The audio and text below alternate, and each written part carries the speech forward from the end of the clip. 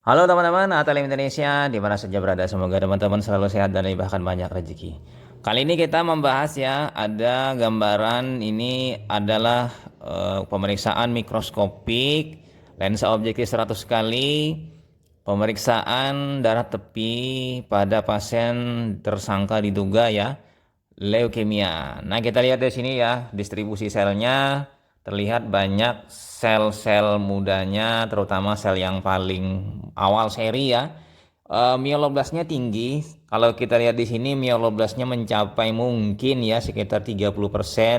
Kemudian promyelositnya juga ada dan ada yang promyelosit hipergranula. Kemudian mielositnya sedikit ya, kurang lebih sedikit, dan mungkin ditambah dengan yang lainnya. Nah, tampak di sini perkiraan jumlah leukositnya mungkin mencapai 200.000 sel per milimeter kubik darah, jauh melampaui dari jumlah leukosit yang normal yaitu sekitar 5.000 sampai dengan 10.000 sel per milimeter kubik darah. Jadi naiknya kurang lebih 8 kalian atau 7 kali dari normalnya. Lalu di sini kalau kita melihat kesan jumlahnya memang sangat meningkat ya, dan hitung jenisnya mungkin saja didominasi oleh sel blast. Nah, berdasarkan hasil dari hematologi analyzer 5 dip ya, terlihat di sini bacaannya arahnya ke arah sana dengan abnormal banyak sel-sel blast. Kemudian ada mungkin di sini temukan basofil dan maturasinya rendah di sini ya untuk sel-selnya. Nah, jadi ada yang tua sedikit, tapi yang banyak adalah sel-sel muda. Dan neuroblas juga ditemukan. Jadi kalau melihat di sini kemungkinan ini adalah leukemia myeloblastik akut ya. Untuk melihat tipenya M0 sampai dengan M7, ke paling dekat adalah mendekati M1. M1 ini mieloblas dengan maturasi lebih dari 50% sel mieloblas dan promyelosit yang dominan. Mungkin di sini ditemukan anomali Felger-White ya, dan granulasi kurang. Jadi di sini terlihat mungkin neutrofil segmennya memiliki 2 segmen saja, anomali Felger-White. Kemungkinan nih kalau melihat gambaran di sini, dan untuk anemianya si pasien ini tidak begitu dominan ya, karena eritrositnya cukup banyak, anemia ringan ya. Kemudian untuk distribusi trombositnya, plateletnya lumayan cukup aja di sini karena ada beberapa lapang pandang ini trombositnya ada ya sekitar 6 sampai dengan 8 trombosit perkiraannya.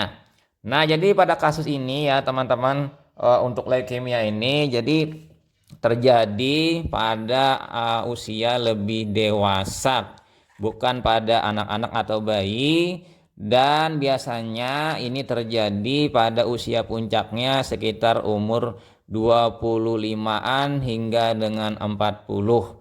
Nah, leukemia jenis ini ya teman-teman, ini mungkin saja akan ditemukan namanya hiatus leukemicus, yang mana di sini jumlah seri yang paling muda itu banyak ya kan, tapi seri tengahnya sedikit, namun nanti seri maturnya banyak. Jadi pada saat dipkon mungkin ada suatu kekosongan dalam hal hitung jenis leukosit dalam seri matur dan imatur. Nah, gambarannya di sini ya, leukositosis yang paling tinggi yaitu mungkin sampai 200.000, 300.000. Fase permulaannya mungkin tidak begitu tinggi, namun lama-kelamaan akan meningkat ya. Kadang-kadang bisa sampai 500.000 sel leukosit per milimeter kubik darah. Nah, mungkin kalau gambaran hematokritnya ya, anemianya mungkin anemia normokromik normositer ya, dengan anemia ringan, sedang hingga anemia berat. Kadang-kadang mungkin bisa di sini ditemukan nanti retikulositosis bila ya melihat langsung, dan ada mungkin polikromasia. Jadi eritrosit yang warnanya berbeda ya, ada yang warnanya agak kebiruan dan warnanya kemerahan, asidofilik dan basofilik. Nah, trombosit ya di sini kebetulan masih dalam batas normal, tapi bisa saja kurang dari normal dan kadang-kadang bentuknya irregular atau abnormal. Oke ya, kira-kira mengenai hitung jenisnya, meningkat mieloblasnya mungkin sampai 30%. Promielositnya juga tinggi. Mielosit, metamelosit mungkin dalam jumlah tidak begitu tinggi. Sementara batang dan segmennya juga cukup tinggi. Kadang-kadang ditemukan mungkin basofilia mungkin atau eosinofilia kadang-kadang ya. Nah, kemudian lagi pastinya di sini perlu dilakukan diferensiasi leukemia ini dengan bantuan fulasan ya. Fulasan sitokimia peroksidase ya diperlukan mungkin. Jadi peroksidase ini penting untuk mendiferensiasi dengan seri leukemia jenis lain. Dan mungkin bisa juga dengan pewarnaan lain, misalnya pewarnaan VAS atau pewarnaan Sudan Black atau yang lainnya untuk memperjelas jenis leukemianya.